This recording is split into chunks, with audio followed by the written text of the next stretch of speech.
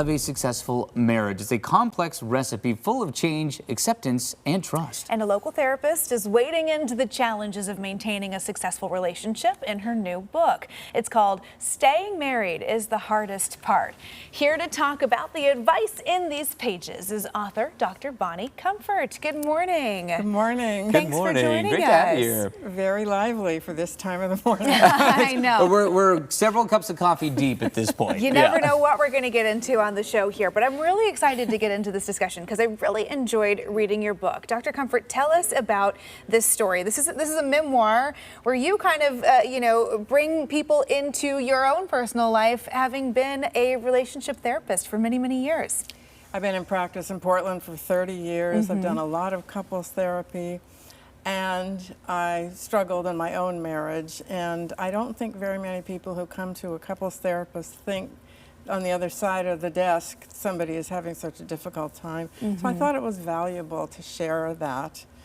And I wrote about my 33-year marriage, which ended when my husband died. And it was a time when I had to recalibrate what had happened in the marriage and to kind of fold into it what I know about the ups and downs of a long-term relationship. Yeah. Interesting.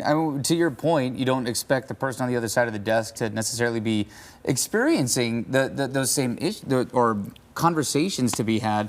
With that said, why publish this book? Why put yourself out there and be that vulnerable?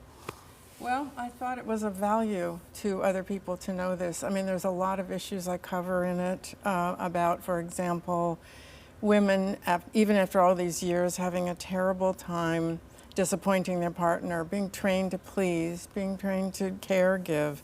And so there's that, and I think it's hard for women in particular to disappoint their partners and ask for what they really need. So there's a lot, and then I think that it's very easy to get married.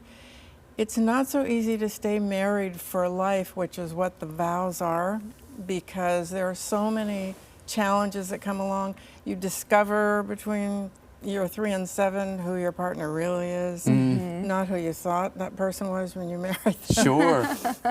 And there's a reckoning where you realize, there's things about this person I don't like. Yeah. What am I going to do about it? Well, I have to commend you. I thought you did just a really wonderful job of portraying a really authentic relationship. And there were things as I was reading that, you're not presenting this as an advice book. This is not a how to have a perfect marriage. No. But I think just in exploring your story, people are left with questions of, oh, interesting, I didn't think of that. How would I talk about that in a relationship? Or I didn't think about that being something down the road to be ready for, to discuss.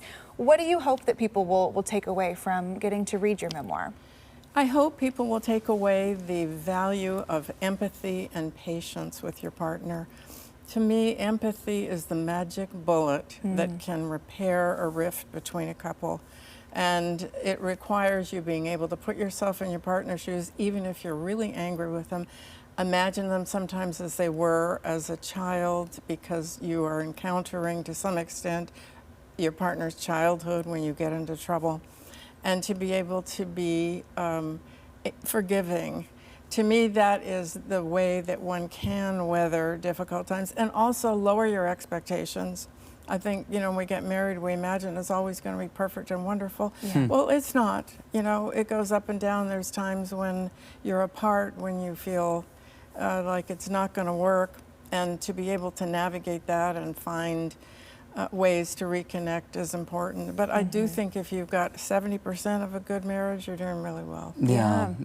How is going about this process in writing this book and sharing your story? And again, it's not something that a therapist is often doing. You're not sharing your story with your clients, obviously. Right. How has this changed the therapeutic practice for you?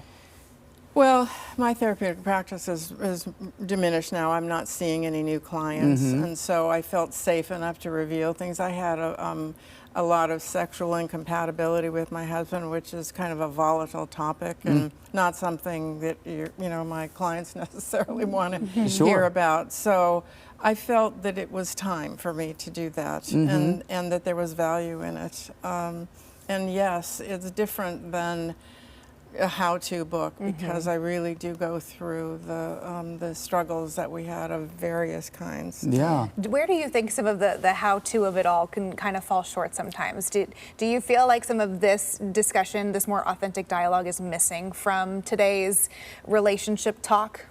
Good question, and yes, the answer is yes, because often you get a recipe which doesn't fit all. You know, sometimes there are unsolvable problems in a marriage, and the issue is, is there enough good in this to go forward with it anyway? Not everything can be fixed in a marriage, but you can learn to live with it. Yeah. Well, And there's so much at stake, so often so much at stake. If you have children, or if there's financial issues, or families bond, and then if a couple breaks up, it affects everybody. yeah, it makes a lot of sense. Like I said, it was just, I thought, a really wonderful look at an authentic relationship over the years, and the struggle of that long term, that long haul, and the joy and the love that can come of it. So, Dr. Comfort, we appreciate you being here. Really appreciate your time. Thank you so much. Thanks for joining us. And if you want to check out her new book, Staying Married is the Hardest Part, it releases tomorrow. Get it wherever you find your favorite books. You can find links for Dr. Comfort and her work as well on KOIN.com. Now on AM Extra, we're